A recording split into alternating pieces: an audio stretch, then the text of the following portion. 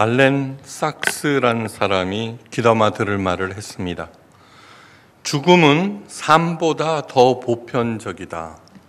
살아있는 사람들 보면서 살아가고 죽은 사람들은 다 땅속에 묻혀 있지만 죽음은 삶보다 더 보편적이다.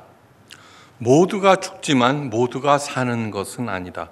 이 말뜻은 살아도 산 것이 아니라는 말, 살아있어도 죽은 것이나 마찬가지라는 말입니다. 그렇다면 제대로 사는 것이 무엇일까요? 어떻게 살아야 제대로 사는 것일까? 오늘 말씀을 통해서 제대로 사는 법을 배우도록 합시다. 오늘 본문 말씀은 여호수아와 이스라엘 백성들이 하나님께서 약속하신 가나안의 북쪽에 남아 있는 마지막 땅을 정복하는 사건을 기록하고 있습니다. 여호수아는 하나님의 명령에 따라서 범람하는 요단강을 건넜습니다. 할례를 실시했습니다. 그리고 먼저 여리고성과 아이성을 함락하였습니다. 이 두 성은 가나안의 중부 지방에 있는 성들입니다. 그리고 남쪽으로 방향을 돌려서 예루살렘 지역의 5 왕을 격파합니다. 이제 남은 것은 북쪽 갈릴리 호수 지역입니다. 이스라엘을 이렇게 살펴보면은 위쪽으로는 갈릴리 호수가 있고요. 그리고 요단강이 있고 그 밑에 사해가 있습니다. 이스라엘을 절반으로 자르면은 위쪽은 갈릴리 호수 덕분으로 비옥하고요. 아래쪽은 사해를 생각해 볼 때 광야지대로서 농사도 지을 수가 없습니다. 예. 북쪽 지역은 그렇게 갈릴리 호수를 끼고 있는 비옥한 땅으로서 그곳 도시국가들은 가나안에서 가장 부유하고 강력하였습니다. 남쪽과 중부를 비교할 수가 없을 정도로 북쪽이 훨씬 부유했습니다. 그 중에 우두머리는 하솔이라는 국가입니다.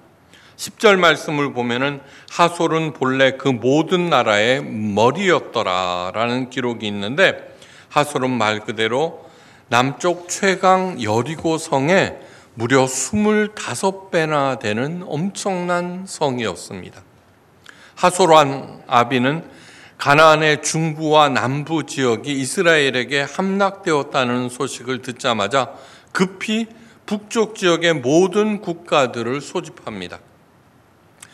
각 국가들의 왕들은 군사를 이끌고 메론 물가에 모였는데 그 규모가 엄청나서 성경은 그 군사들이 해변에 수다한 모래 같고 말과 병거는 심히 많았다고 적고 있습니다.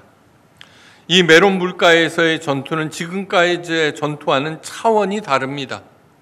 이스라엘 백성들은 말이나 병거가 없는 철저한 보병들입니다. 그런데 이들은 기마대와 당시의 탱크라고 할 수 있는 수많은 병거로 무장된 기갑 부대였습니다. 이번 전투는 이스라엘 민족의 존폐가 달린 것입니다. 긴장하고 있는 여호수아에게 우리 하나님께서 나타나셨습니다. 그리고 말씀하십니다. 그들로 인하여 두려워 말라. 내일 이맘때 내가 그들을 이스라엘 앞에 붙여 몰살시키리니 너는 그들의 말 뒷발의 힘줄을 끊고 불로 그 병거를 불사르라. 자, 우리 앞에 엄청난 난제가 있다고 합시다. 산다는 거 참 어렵습니다. 그죠?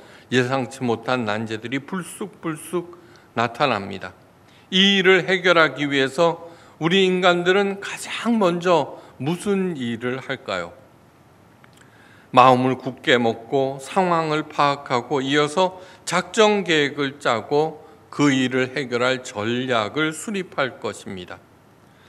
그런데 하나님께서는 전략을 가르쳐 주시지 않고 어떻게 싸워야 할 것이냐를 가르쳐 주시지 않고 간단한 격려의 말씀과 함께 전후에 행할 일들을 가르치고 계십니다. 예. 그런데 이 하나님의 간단한 말씀은 이 전쟁 승리에 대한 보장입니다. 보장. 전쟁 후에 해야 할 일을 가르치신다는 것은 뭐예요? 이 승리는 너의 것이다. 그리고 승리 후에 해야 할 일은 이것이다 라고 하는 것입니다. 산다는 것은 그야말로 전투이고 전쟁입니다. 사람들은 이 전투에서 이기기 위해서 공부하고 밤낮으로 노력합니다. 그런데 먼저 생각해야 할 것이 있습니다. 이 전쟁의 목적이 무엇이냐 하는 것입니다. 나는 왜 이렇게 고군분투하고 애쓰고 밤낮으로 수고하는 거야? 도대체 무엇을 위해서?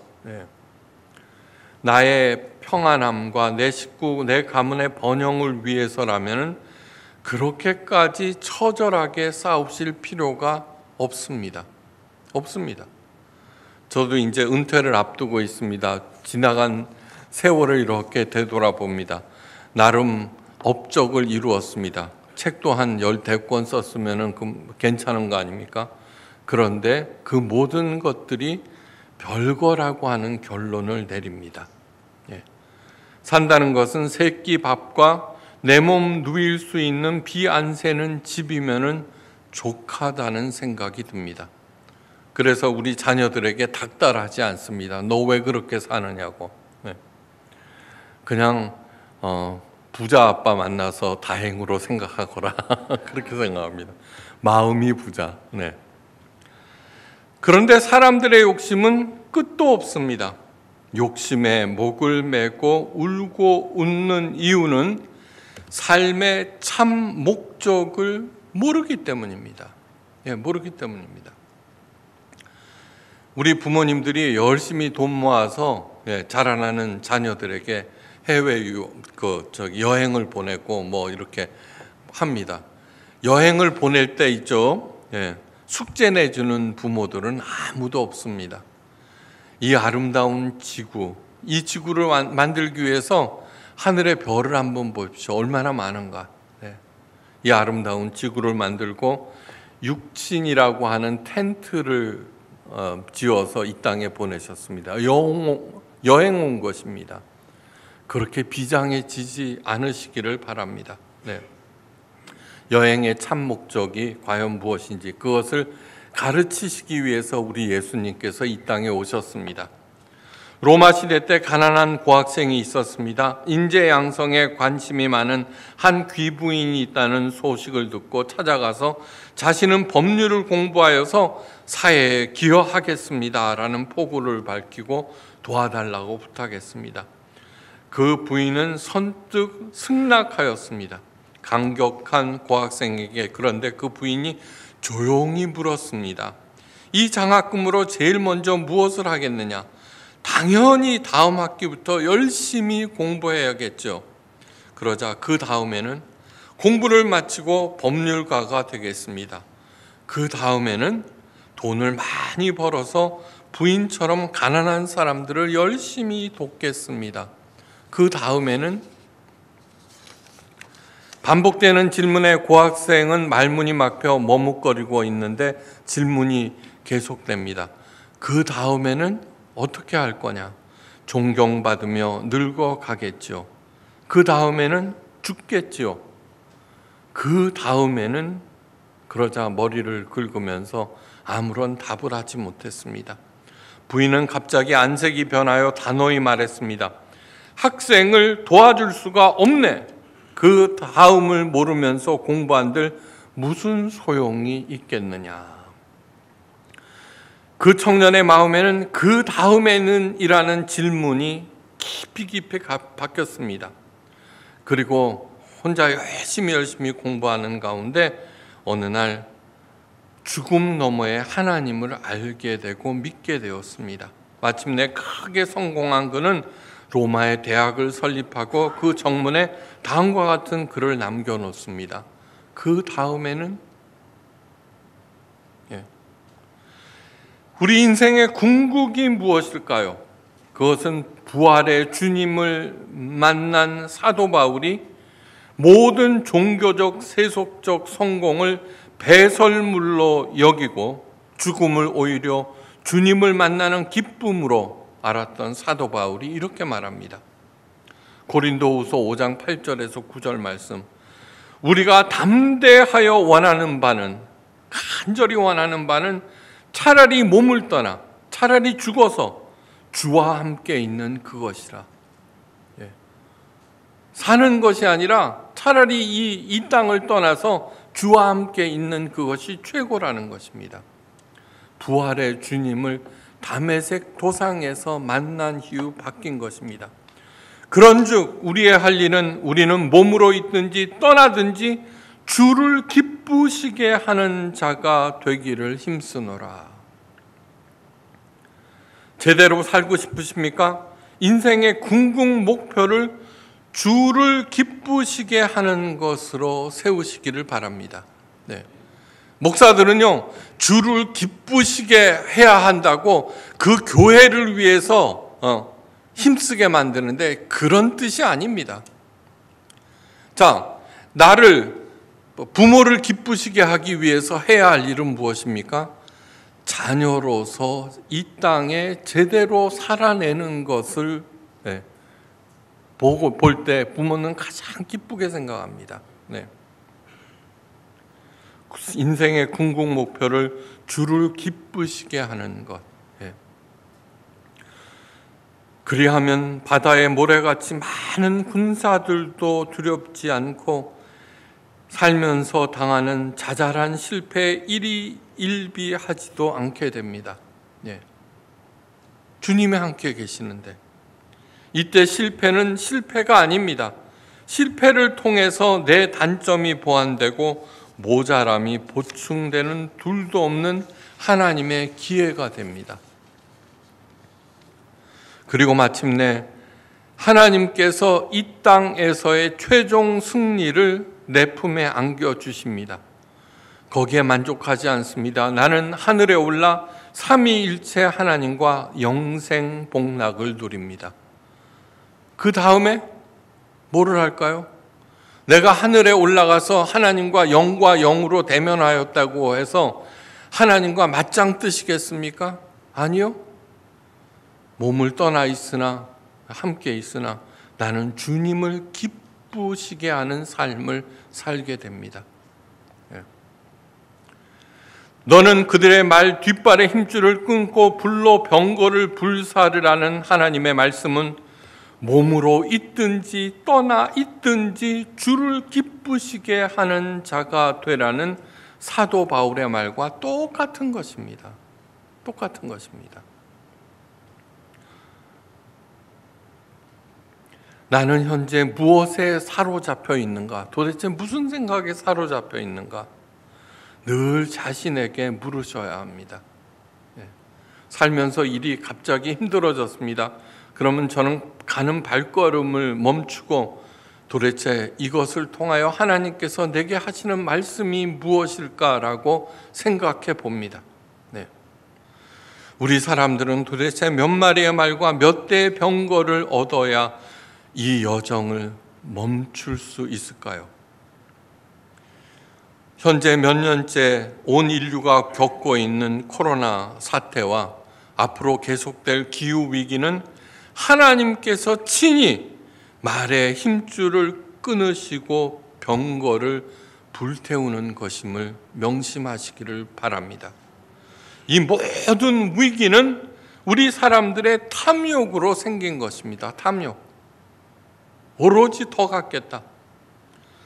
그런데 사람들은 죽은 말과 불타는 병거로 망연자실을 하였고 죽어가는 말을 살리고 불타는 병거를 복원하겠다고 나서는 일밖에 하지 않습니다. 더 많은 말과 병거가 있다고 코로나 사태가 종식되고 기후위기가 끝날까요? 아니요. 하나님의 말씀에 귀를 기울이셔야 합니다. 주목해야 하는 말씀이 15절 말씀. 여호와께서 그 종 모세에게 명하신 것을 모세는 여호수아에게 명하였고 여호수아는 그대로 행하여 여호와께서 모세에게 명하신 것을 하나도 행치 아니한 것이 없었더라. 저는 모세는 아닙니다. 그러나 모세가 여호수아에게 명한 하나님의 명령을 여러분들에게 전하는 것입니다. 그렇게 되라고. 하나님께서는 모세에게 명령하셨습니다. 모세는 그 하나님의 명령을 온전히 수행하고 여호수아는 모세의 모든 명령을 또한 그대로 수행하였습니다. 모세와 여호수아는 오로지 삼위일체 하나님과 그 말씀에만 사로잡혀 있었습니다. 돈도 명예도 군사력도 상황도 그들을 사로잡지 못했습니다. 모세는 여호수아의 영적 부모입니다. 모세는 모세의 영적 아들입니다. 그들은 삶은 하나님의 영광으로 가득 찼고 위대한 하나님의 지도자로 성경에 기록되어 있습니다. 예수님께서 명령하십니다. 한 사람이 두 주인을 섬기지 못할지니 혹 이를 미워하고 저를 사랑하거나 혹 이를 중히 여기고 저를 경히 여김이라. 너희가 하나님과 재물을 겸하여 섬기지 못하느니라. 마태복음 6장 24절 말씀입니다. 재물이나 명예는 인격이 없습니다. 잘 생각해 보십시오. 재물이나 명예는 인격이 없습니다. 그저 생명이 없는 사물일 뿐입니다. 사물. 그럼에도 이 재물이나 명예는 하나님의 자리에 앉아서 하나님의 자녀들인 인간들을 좌지우지하고 있습니다. 생명이 없던 그것들에게 생명을 부여한 것이 하나님이에요? 아니요. 우리 인간들입니다. 우리 인간들. 그래서 예수님은 이 재물을 만몬, 단순히 mon이라고 하지 아니하고 만몬이라고 하였습니다. 만몬은 인격, 생명을 갖고 있는 신이라는 뜻인데 다만 악한 신을 얘기합니다. 이 재물을 생명이 없는, 인품이 없는, 인격이 없는 재물을 신으로 만든 것은 우리 인간들입니다. 어떻게? 그것에게 절함으로. 그래서 광야에서 40일 금식한 후에 사탄이 예수님을 시험할 때 뭐라고 그럽니까? 딱 한 번만 나에게 절을 하라. 이 모든 영광을 너에게 줄 것이다. 아유, 단돈 1억만 준다 그래도 너도 나도 절할걸요. 모든 권세 그런 거 필요 없습니다. 건강만 주십시오. 뭐만 주십시오. 그것이 바로 뭐예요? 사탄과 딜을 하는 것입니다. 내 영혼을 파는 것입니다. 하나님의 명령, 말의 힘줄을 끊고 모든 병거를 불태우라는 명령은 하나님 외에 다른 신들을 섬기지 말라는 그런 뜻입니다. 왜? 하나님 자신만 숭배받고 싶어서? 아니요, 절대로 그런 뜻이 아닙니다. 욥기에 보면 너희들이 충성한들 내게 무슨 유익이 있느냐? 저요? 여러분들이 충성한들 제게 무슨 유익이 있겠습니까? 우리 교회의 모토가 뭐예요? 모든 접대와 봉투의 사절입니다. 그것의 무의미한 것을 너무너무 잘 알기 때문입니다. 돈과 명예는 물론 행복과 건강도 세상에 존재하는 모든 것들을 우리 인간들은 하나님의 자리에 앉히고 숭배할 수 있습니다. 여러분 텔레비전을 보면은 방이고 마당이고 온갖 쓰레기로 가득 채운 그런 사람들의 이야기를 보신 적 있죠? 왜 그럴까요? 왜? 그 쓰레기 고물이 그 사람의 우상이기 때문입니다. 우상이 되었기 때문입니다. 그래서 자기 몸 하나 누울 공간도 마련하지 않고 그 보물 쓰레기들을 보물처럼 알고 들고 와서 거기에 꽉꽉 채우는 것입니다. 너무너무 많습니다. 돈, 명예, 행복, 건강 다 중요합니다.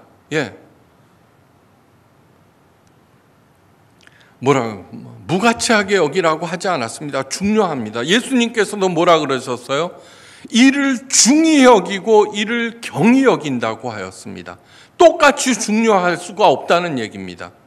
그런데 하나님보다도 더 중히 여기는 것은 반드시 우상이 된다. 돈과 명예, 행복, 건강 모두 중요한 것들입니다. 그러나 하나님보다 더 중요하게 여기거나 사랑해서는 절대로 안 됩니다.